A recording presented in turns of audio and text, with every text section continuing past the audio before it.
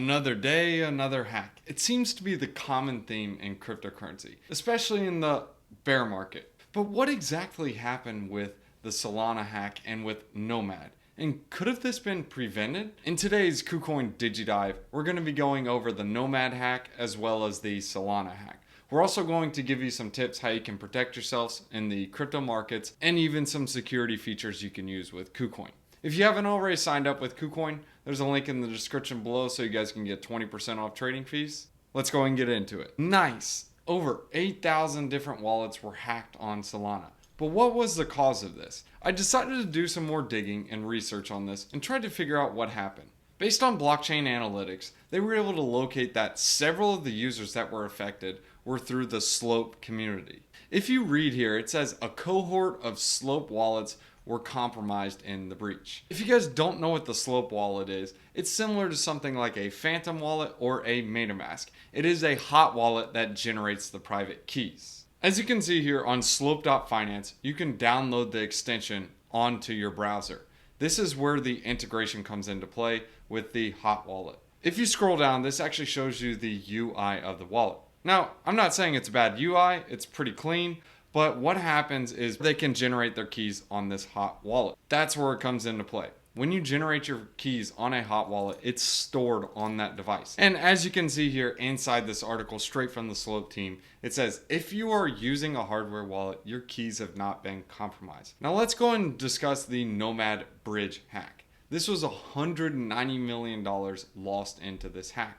Well, to understand what happened exactly, you need to know what a crypto bridge is.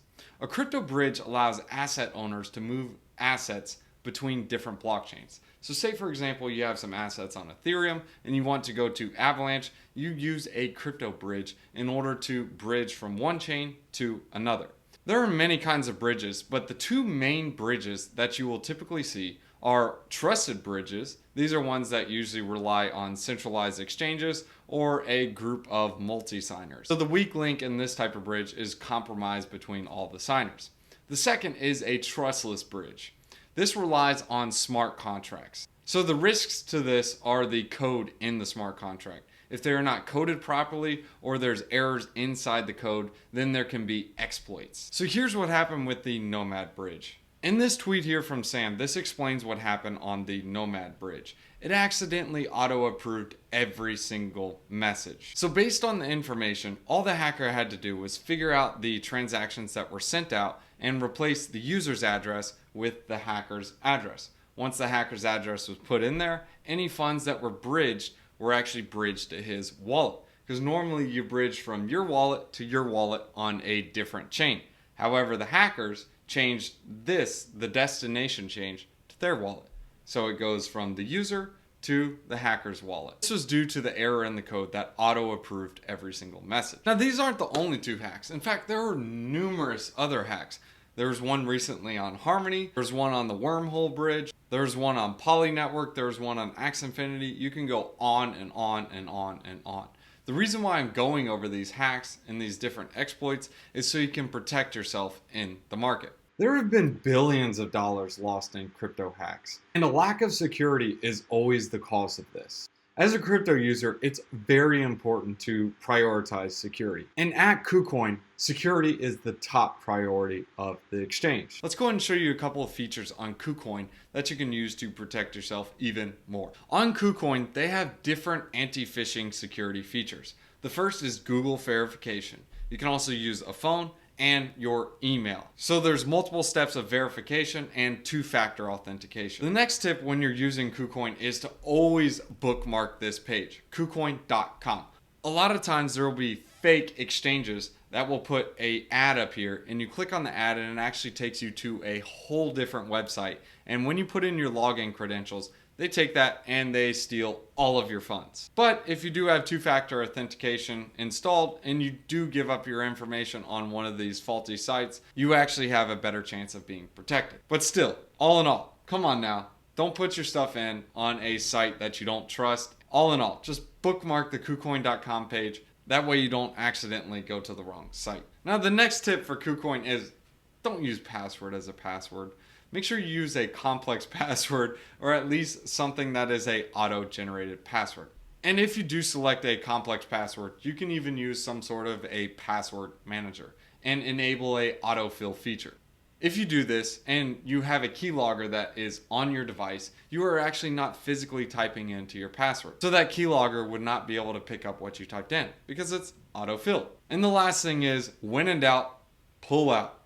Question everything. If it's something that's like, oh wow, they're giving away $1,000 in free USDT if I just enter my email and password, and you're about to type it in as fast as you stop. Take it easy. Think about it. Are they giving away free USDT? And if they are, is it worth it? The answer is no, it's not. Now you may be the type of person who's like, giveaway, schmiveaway. I never fall for that free junk. These hackers are actually pretty crafty. Some other tactics that they try are account security risks. So an example would be, hey, we noticed some unusual activity on your account. You should log in now and take a look and figure out what's going on. And sometimes they'll put a random site that looks similar to KuCoin, or they can simply send a phishing email that may download a keylogger on your device. This could even be links that they provide in the email that could be malicious. At all costs, just like your private keys, do not provide your code or your login details on any of these phishing sites. The only official site to use is KuCoin.com, or if you have the app on your phone, that is the only place to use it. Now here are some tips you guys can use if you do actually get communication from an exchange, or if it's just a phishing email. First is check whether you've actually been contacted by the official account or email.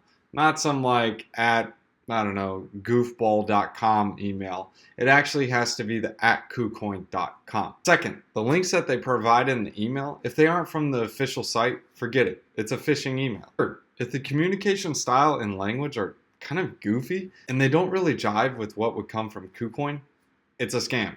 Don't mess with it. And the last two tips is never send any cryptocurrencies to any user you don't recognize. No exchange will ever contact you to say, hey, your account is blocked, or say, hey, you need to send money here now to save your account. It will never happen. And lastly, install a good antivirus software and ensure that your device can easily detect phishing emails. Even going as far as a personal device for crypto always helps. So stay safe, use the tools that KuCoin provides, as well as protect yourself in the crypto markets. Thanks for tuning in, guys. I hope you guys enjoyed that video. Let's go ahead and hit you with a wisdom one-liner. Proverbs chapter 12, verses 9. Better to be a nobody and yet have a servant than pretend to be a somebody and have no food. Man, dude, that's so true. Make sure you're spending money on necessities, not wants. If you guys enjoyed this KuCoin DigiDive, make sure you guys subscribe to the channel, smash out that like. I hope you guys enjoyed that video, and if you guys would like to see other content on how to protect your crypto assets from phishing attacks, as well as some other educational content, please make sure to check out a couple of other videos on our channel. Also, if you subscribe to the channel, you'll be up to date as new content is produced. You can also follow some of the other social media channels, as well as the official website for more details. And if you guys are ready to get started trading, links in the description below to get 20% off trading fees. Make sure you guys are staying safe in the crypto markets. You guys can check out some of our previous videos here, and like there.